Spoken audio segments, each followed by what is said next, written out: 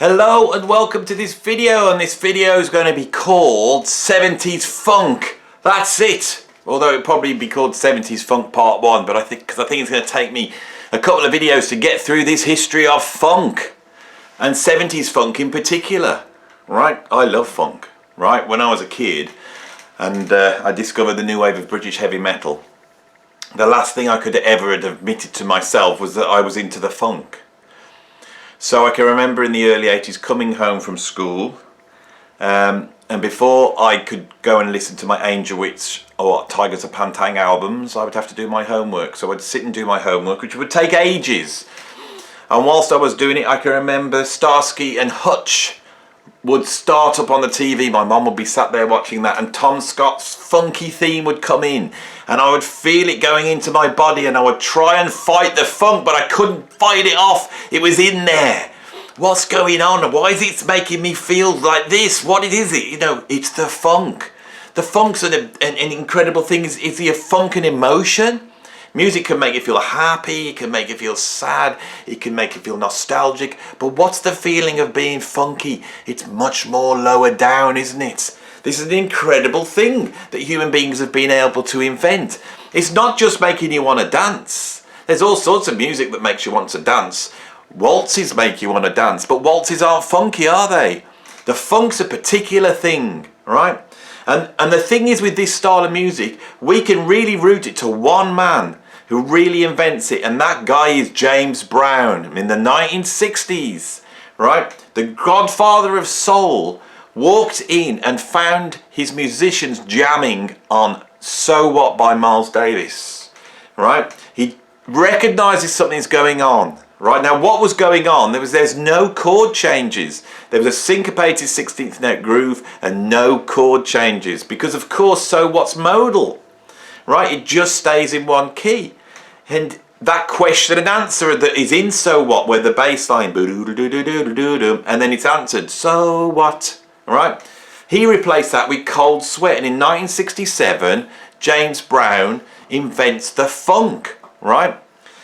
We can also say that he had a big help from Sly Stone, who is another guy who's got an interracial band that's pulling in influences from sort of psychedelic rock and influences from soul. All right, but I'm going to give James Brown the credit. Of course, I can't pull out any of these 60s James Brown albums, so I've pulled out a 70s James Brown album to kick this show off with, and it's this one, a live album, Revolution of the Mind. It came out in 1971, and it contains Sex Machine, it contains Make It Funky, it contains Super Bad, it contains my favourite James Brown tune, Give It Up or Turn It Loose, it contains Soul Power, it contains Hot Pants. There is the man who invents the funk, right? But all the elements aren't quite there, right? James Brown is still running his band in that sort of soul review style. You know, everyone's got the suits on, everything's tight, everything's on the money.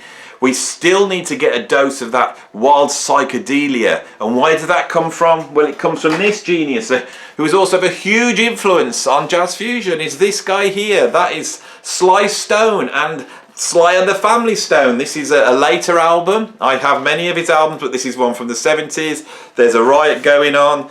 Look at this gatefold. Beautiful. There they are, Sly and the Family Stone. So they bring up in the other elements. What they bring in, Larry Graham brings in slap bass. He invents slap bass. The funk contains two pioneers, definite pioneers, single people, where we can say James Brown invents the funk, Larry Graham invents slap bass, and those elements come in. But I think Sly's bringing in a sort of more psychedelic element into it, right?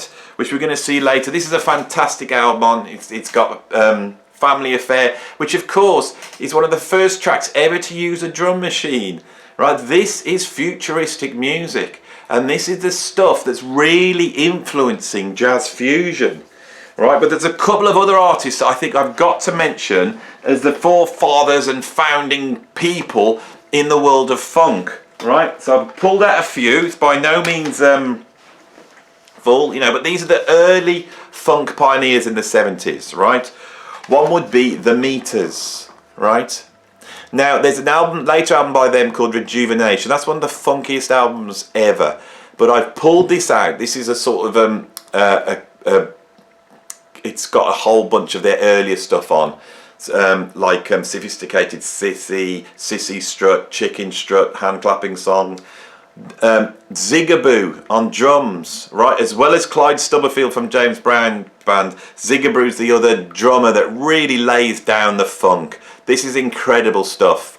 And in terms of what James Brown did with the rhythm section, which is almost like an extension of African music, where, you know, the polyrhythms are created between the guitar and the bass and the drummer, all taking on much more rhythmical role, which is all interlocked, right? And we see the meters going even deeper into that territory. Zigaboo is one of my biggest influences, okay?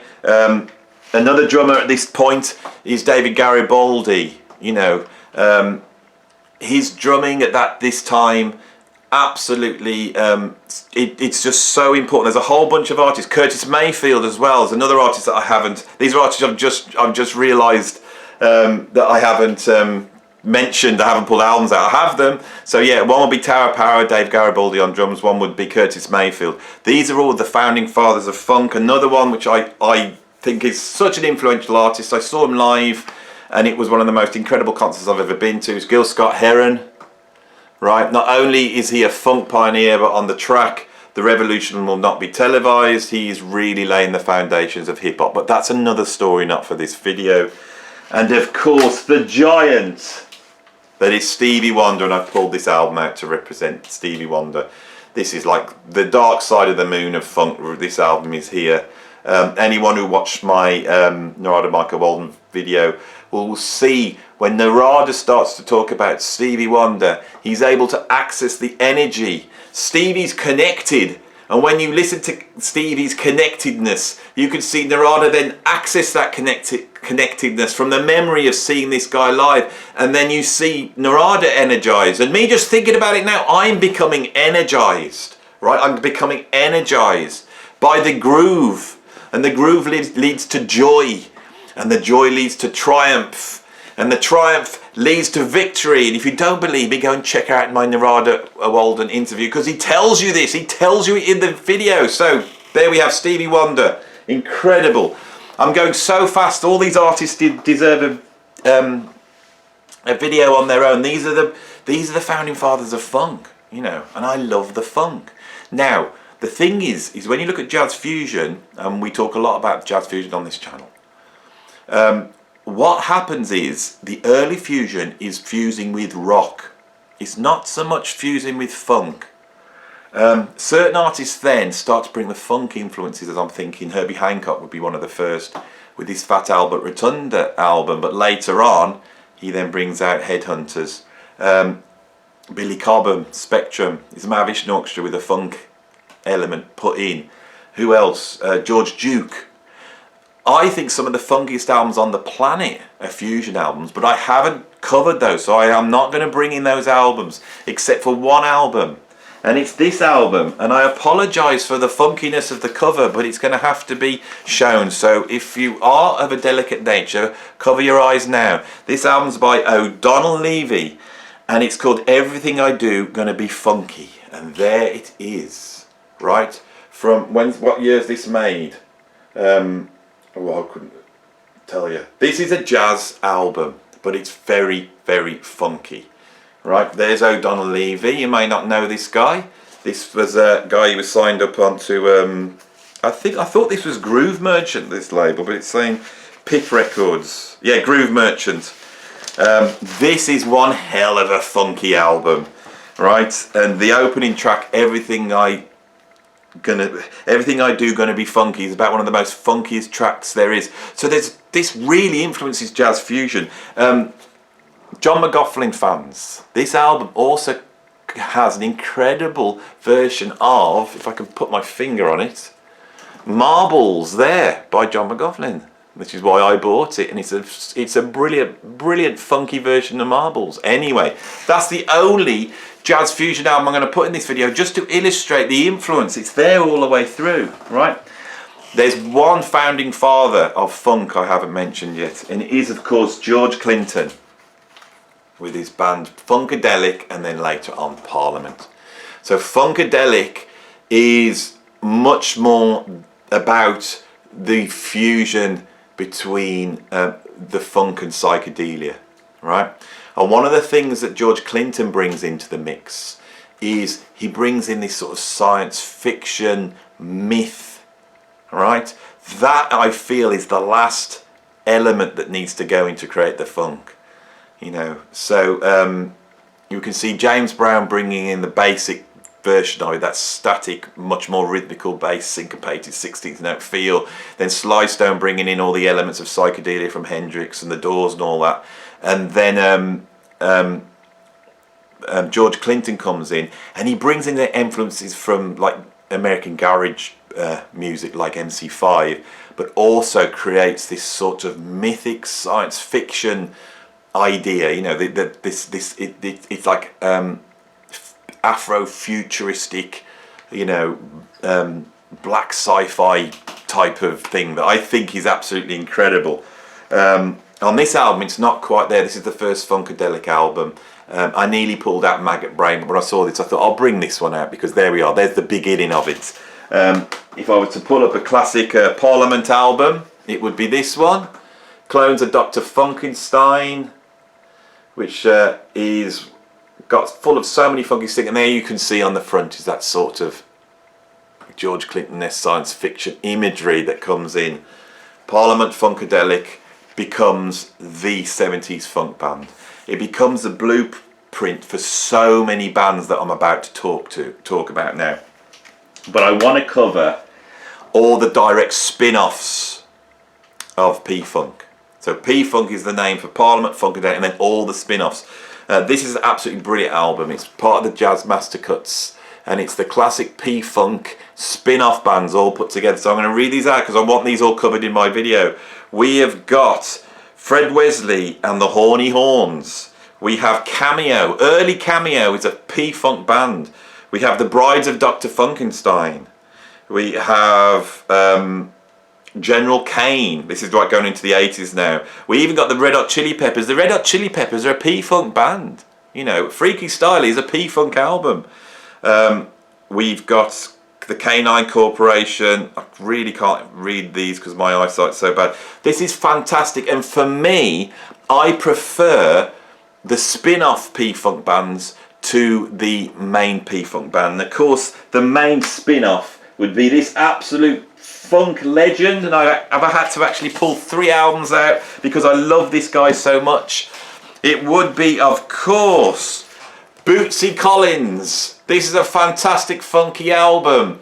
The name's Bootsy Baby, and there's a track on here called Pinocchio Theory. That's my favourite P-Funk tune. And here we have the original vinyl, and let's see what's going on inside, because there's Bootsy Collins. You can hardly see him because he's just subsumed within a funky light. Some other fantastic Bootsy albums. This boot is made for funking. There's Bootsy's boots, right? Absolutely brilliant. This isn't a gatefold album, but absolutely fantastic, very funky album. These are some funky albums. Under an Influence of a Groove. This stuff I prefer to the actual original Parliament Funkadelic. I think Bootsy just got it and he nailed it. This one I think is from the 80s, but I've snuck it in. Let's pretend, I think it's back from 81, but it's a great album. Ultra Wave, there he is, because I wanted to get that nice picture of the incredible Bootsy Collins. We love him so much. So yeah, so Parliament Funkadelic, they come on, take over the show in this sort of science fiction-y, horn-driven, rock guitar, blues, James Brown funk, all that mixture really starts to have an influence on the funk music scene in the 70s, and a whole bunch of bands then come out that aren't P-Funk bands but are very influenced by them, and I just want to pull up some of my favourites. So one band I absolutely love is Slave. What a funky album this is. You know, and the opening track Slide is just so funky. This, of course, has... does it? No, it doesn't. I'm thinking of a different album. But there they are, Slave. A very funky band, and this is a very funky album. I think this is the original debut from 1977. Great P-Funk-esque band. Another absolutely fantastic 70s funk band, which I love absolutely, is Rufus. Featuring one of my favourite singers of all time, Chaka Khan. This is incredibly funky. It's got Once You Get Started on it. Listen to Shaka's vocals on there. At music college, when a great singer comes in, I have the Once You Get Started rule, where we have a listen, oh, they're fantastic, and then I go, well, let's just check it against Once You Get Started by Chaka Khan, and then when you hear her come in, you realise what a singer she is. And this has got one of my favourite funk tracks up, I'm a Woman, Everybody Needs One. Listen to that, that's about as funky as it's getting. This is heavy as well. These are fantastic albums. There's Chaka in there, showing you her foot, and there they are on the back. One of the greatest funk albums of all time. Okay, one of my favourite of the P-Funk spin-off bands, which really stand on their own. I think there's a few of them that really stand there, and we're coming to a giant soon. But is this band, Ohio Players? This is one of the earlier albums, which is darker and heavier. This is called is it called Ecstasy? Is it? There's no title on it. Oh, it is called Ecstasy. It's on this. My eyesight's bad.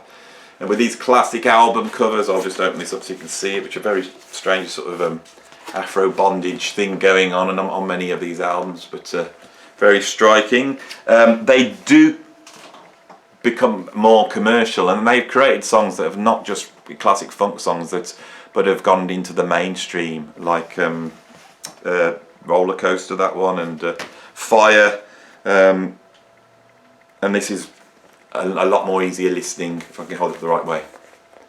Contradiction by the Ohio Players. I love the Ohio Players. I think they're absolutely fantastic.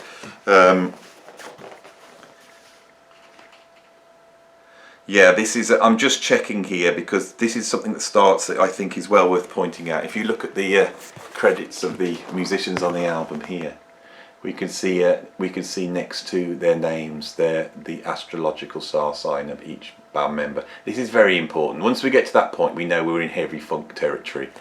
This is a fantastic album. I really love the Ohio Players.